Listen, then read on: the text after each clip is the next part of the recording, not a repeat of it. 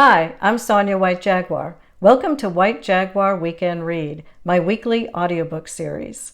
Let's continue with my free book, Writing Alan Rickman's Autobiography, a fan fiction romance. Chapter 12, A Visit to the Harry Potter Theme Parks.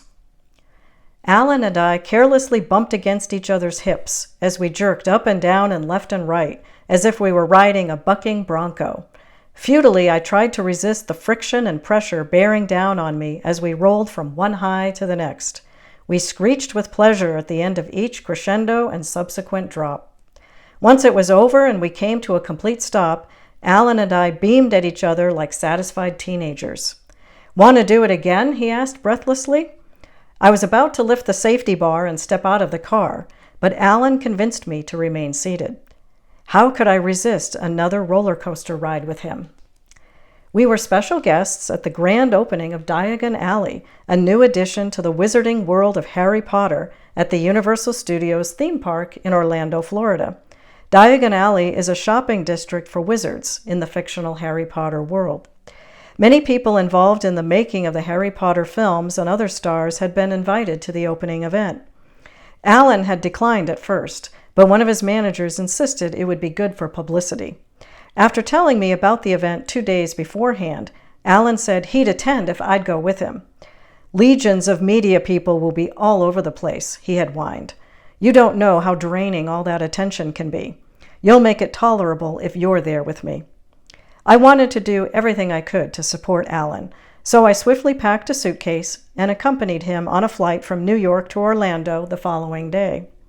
The public was going to be allowed to enter the park following the grand opening ceremony. As a result, all the invitees were given a few hours to explore the attractions beforehand. Our first excursion was a trip on the Hogwarts Express. A full-scale replica of the train in the films, the ride transports visitors between two parks, Universal Studios and Universal Islands of Adventure.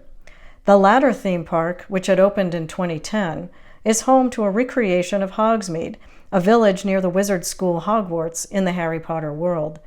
The attention to detail at both theme parks is impressive. There was something magical about stepping onto the train. We were entering a portal to another dimension and being welcomed into a world of fantasy that was vastly different from the burlesque show I'd attended with Alan. In fact, we had barely set foot on the property, and Alan was visibly more relaxed than I'd ever seen him. He laughed and joked easily with the other guests. I think the park brought out the kid in him as much as it did in me. While strolling wide-eyed down Diagon Alley and admiring the wizard shops on either side of us, Alan said to me, "I appreciate what Harry Potter has done for children. It's introduced them to an incredible cast of characters and given them hope for a better future where everyone can get along and work together to solve problems. And I like that the books inspire children to read, which is so important for engaging the imagination and opening the mind to new perspectives." As a writer myself, I couldn't agree more. Ironically, I said, if you hadn't played the role of Professor Snape, I might not have gotten around to the films. Even though I didn't grow up with Harry Potter, the movies transported me to that extraordinary fantasy world, and they gave me the opportunity to experience a second childhood. At one point, we entered a shop that was selling wands and other sundry magical souvenirs. Alan picked up a slender box containing a replica of Snape's smooth black wand. The front of the box featured a photo of him, looking menacing in his dark costume and pale makeup. He removed the wand from the box and waved it around the store. "I wish these things really worked. I'd use them to make the people who annoy me disappear." After looking at the price tag on the bottom of the box, he did a double take. "I can't believe how expensive a useless stick of plastic is. People will spend a fortune on a fantasy." I said, "Marketing is powerful. It's convinced us that we want things we don't need." Alan shook his head. "You can't even use these things as chopsticks." I leaned toward him so no one else would hear as I whispered, "Yeah, and it doesn't even vibrate." He placed the wand back into its packaging and tucked the box under his arm. Then he gestured toward the checkout counter and said, "Come on, I'll get this for you. Later, we'll steal away from here and have dinner. We can use the wand to stir a martini." After departing the shop, we walked back to the Universal Studios entrance for the grand opening ceremony. All the invited guests, including Alan, said a few words on the red carpet expressing their well wishes for the new theme park as cameras flashed nonstop.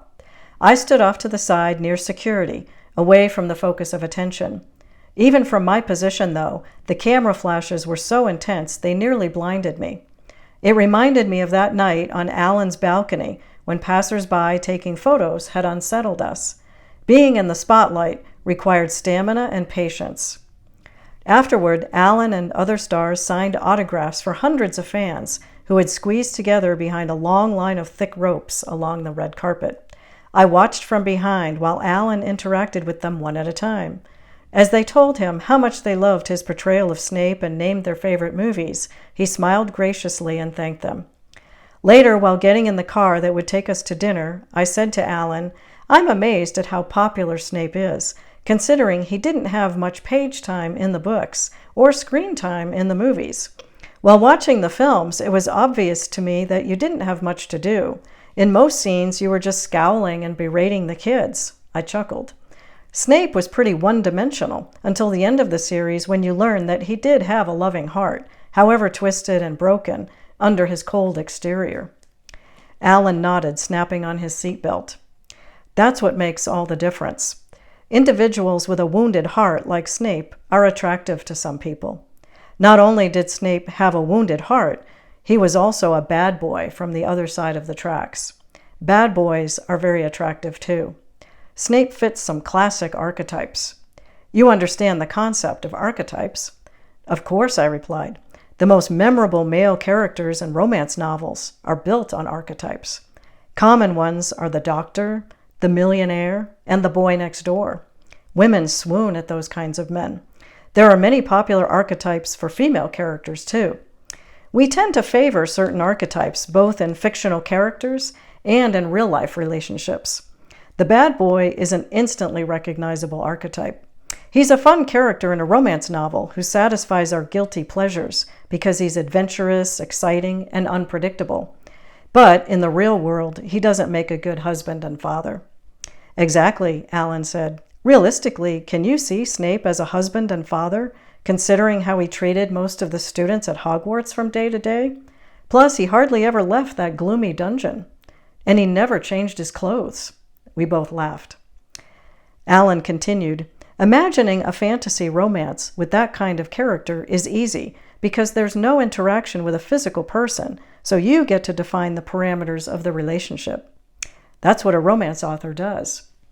He winked at me and said, "As an actor, I understand that dynamic all too well. I had to develop a relationship with Snape using my own imagination every time I put on the costume. While the words on the page provided guideposts, he wasn't the easiest man to get to know. I tried to make him look and feel as real as possible. The fans responded to that." He pointed over his shoulder at the park behind us as the car was turning onto the street. The fans back there had traveled a long way to attend today's event. They'll always remember it. It's humbling to realize how much influence you can have over perfect strangers. When I started out in this business, I was inspired by many actors and directors. I can't put a value on what I learned from them. If young people are inspired to become actors or writers or pursue some kind of career in the arts because of my portrayal of a character like Snape, then I feel I did my job as an actor. Join me next week for Chapter 13, The Fantasy of Romance. Subscribe to my channel if you haven't already so you'll be notified when the next video is posted. You can also sign up for my newsletter on my website, sonyawhitejaguar.com, and get notified that way. I send out newsletters twice a month. Thanks so much for watching. I'll see you next week.